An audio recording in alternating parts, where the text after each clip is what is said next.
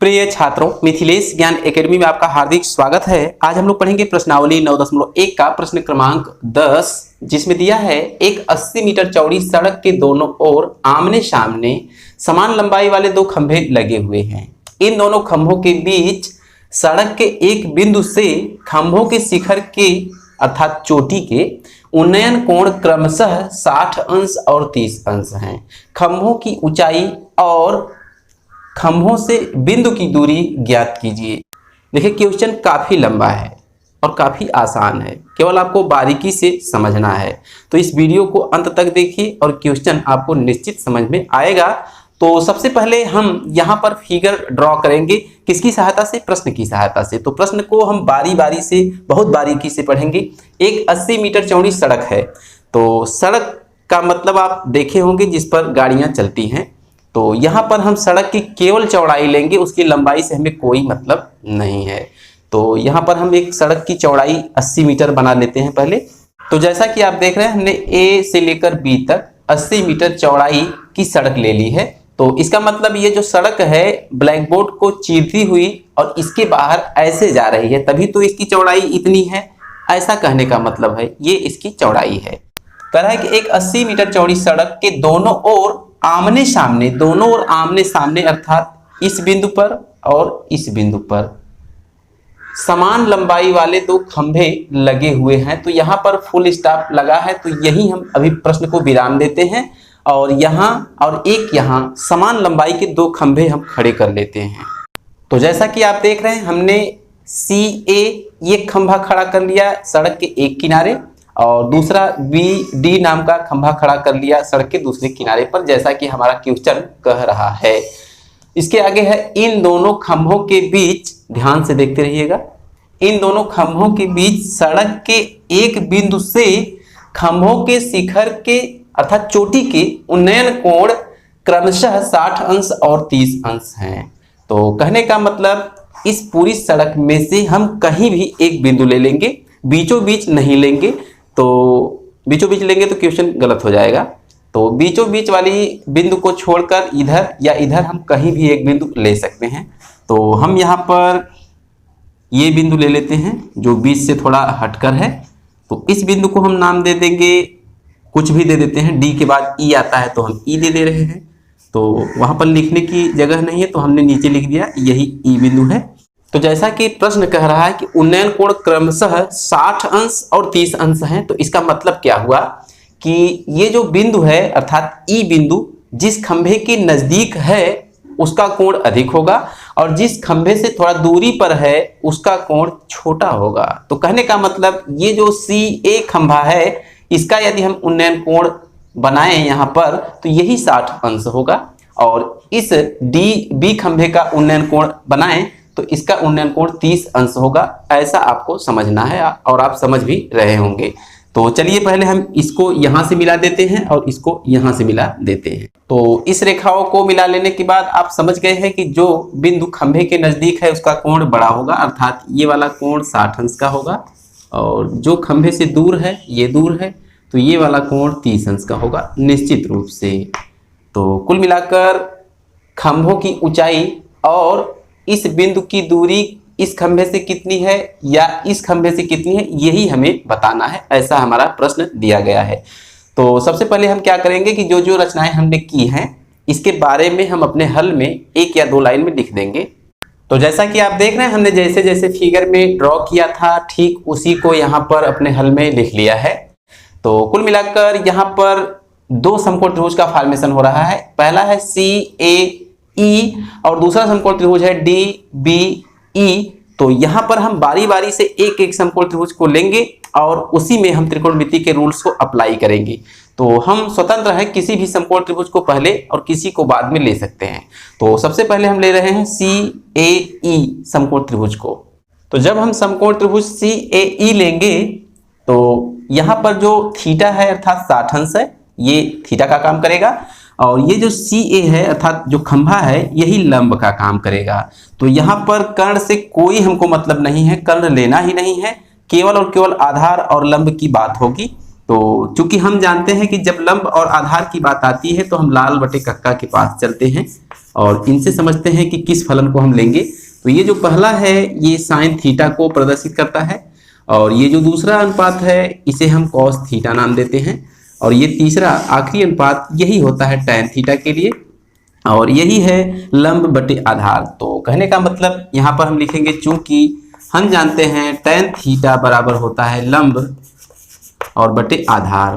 तो इस बात को आप समझ रहे होंगे और कहने का मतलब फिगर में थोड़ा सा ध्यान देंगे तो लंब इसका क्या है, यही खंभा CA है तो लिख देंगे CA अपान आधार।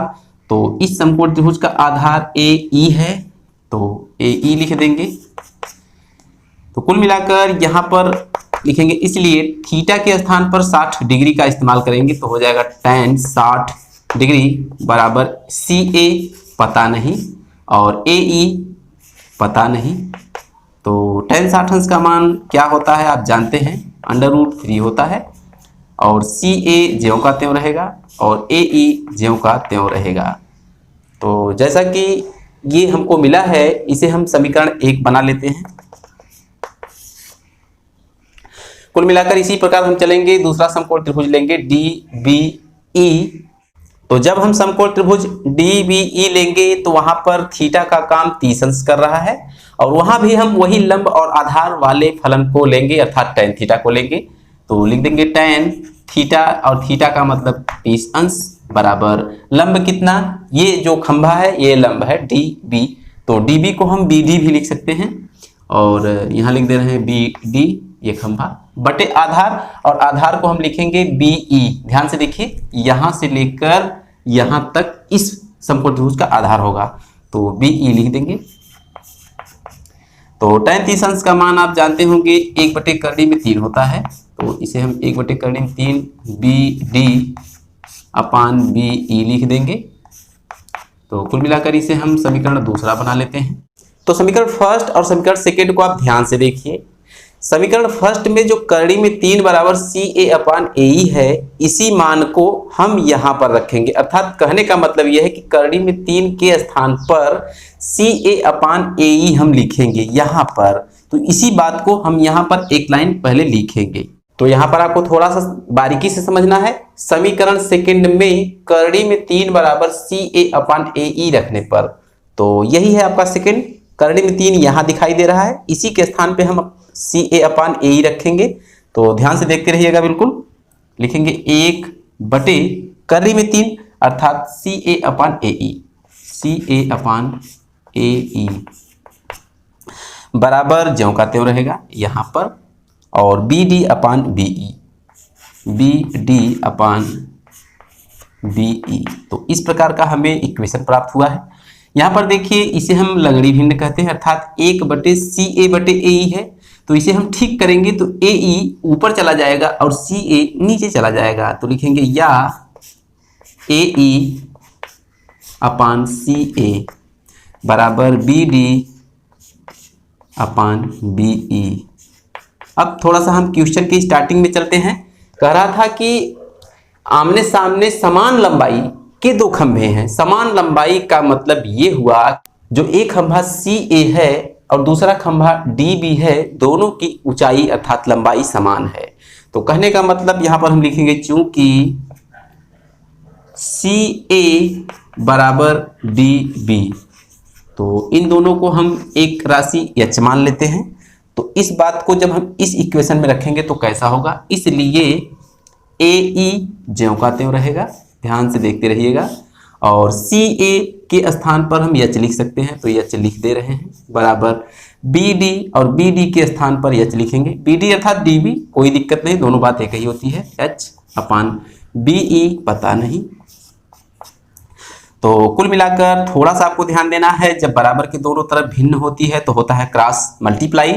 तो लिख देंगे या H का H में गुणा होगा तो H स्क्वायर हो जाएगा और AE का BE में होगा तो AE एक ब्रैकेट में और दूसरे ब्रैकेट में BE हो जाएगा कुछ इस प्रकार का हमें इक्वेशन मिलेगा। तो यहाँ पर थोड़ा सा आपको ध्यान देना है, ए ई और बी ई दोनों में से किसी एक को चेंज करके एक पद में लेकर जाना है। कहने का मतलब ये हुआ कि ए ई को बी ई के पदों में लिख दीजिए या बी ई को ए ई के पदों में लिख दीजिए। तो वो कहाँ से लिखा जाएगा, इस फिगर की सहायता से लिखा जाएगा। तो थोड़ा सा हम रफ पर समझ लेते हैं, मान लेते हैं यहाँ पर हमारा रफ है। तो देखिए थोड़ा ध्यान दीजिए, ए ई को हम लिख सकते हैं, ए ई को पूरे में से ये बी ई घटा दीजिए, अर्थात ए बी माइनस, ध्यान से देखिए, A B minus B E, ऐसा हम इसे लिख सकते हैं कि नहीं? आप थोड़ा बढ़िया से समझ लीजिए। पहले कहने का मतलब हमने ए ई को लिखा कि पूरे में से, अर्थात ए बी में से ये वाला पोर्शन, इधर वाला पोर्शन बी ई घटा दे रहे हैं, तो बचेगा जो वही तो ए ई होगा, सीधी सी बात है। अब ए बी अर्थात ये पूरी सड़क की चौड़ाई 80 मीटर दिया गया है, तो 80 हम यहाँ पर लिख सकते हैं, माइनस बी ई ज्यों का त्यों रहेगा। तो इसका कहने का मतलब कि ए ई के स्थान पर हम 80 माइनस बी ई लिख सकते हैं। तो यहाँ पर हम लिखने चल रहे हैं, ये आप रफ पर समझ लिए हैं और ये फिगर से समझे हैं। तो लिखेंगे या एच स्क्वायर बराबर ए ई के स्थान पर 80 माइनस बी ई और ब्रैकेट क्लोज करेंगे, दूसरे ब्रैकेट में बी ई। तो इस बात को यहीं पर हम थोड़ा सा विराम देते हैं। अब यहाँ पर हम समीकरण सेकंड से थोड़ा कुछ लेना चाहते हैं, तो यहाँ पर लिखेंगे समीकरण सेकंड से। अब समीकरण सेकंड को ध्यान से देखिए, है क्या कि 1/3 में 3 बराबर, ध्यान दीजिए कि जो बी डी है अर्थात डी बी एच है, तो यहाँ पर लिख सकते हैं एच अपान बी ई ज्यों का त्यों रहेगा। तो कहने का मतलब हम इसलिए ऐसा कर रहे हैं कि बी ई का मान एच के पदों में या एच का मान बी ई के पदों में हमें चाहिए। तो एच को यदि यहीं छोड़ दिया जाए तो ये जो बी ई भाग दिया है यहाँ जाके गुणा करेगा, अर्थात हमें कुछ इस प्रकार का मिलेगा, बी ई अपान करड़ी में 3 बराबर एच, इस प्रकार का मिलेगा। अब एच का यह मान इस समीकरण में ले जाकर हम रख देंगे, इसे हम 3 मान सकते हैं। तो ये मान लीजिए तीसरा इक्वेशन है। तो नीचे लिखेंगे समीकरण थर्ड में एच का यह मान रखने पर। तो समीकरण थर्ड में जब हम एच के स्थान पर बी ई अपान करड़ी में 3 रखेंगे तो कैसा हो जाएगा, ध्यान से देखिए। चूंकि यहाँ पर एच वर्ग है तो इसका कहने का मतलब इस पूरी राशि का हम वर्ग करेंगे। तो बी ई अपान करड़ी में 3 का वर्ग हो जाएगा बराबर 80 माइनस बी ई ज्यों का त्यों रहेगा, 80 माइनस बी ई और इंटू बी ई ज्यों का त्यों रहेगा। तो कुल मिलाकर इस प्रकार का हमें इक्वेशन प्राप्त होगा। यहाँ पर जब हम वर्ग करेंगे तो बी ई का वर्ग केवल बी ई वर्ग मिलेगा, इस प्रकार मिलेगा, ध्यान से देखते रहिएगा।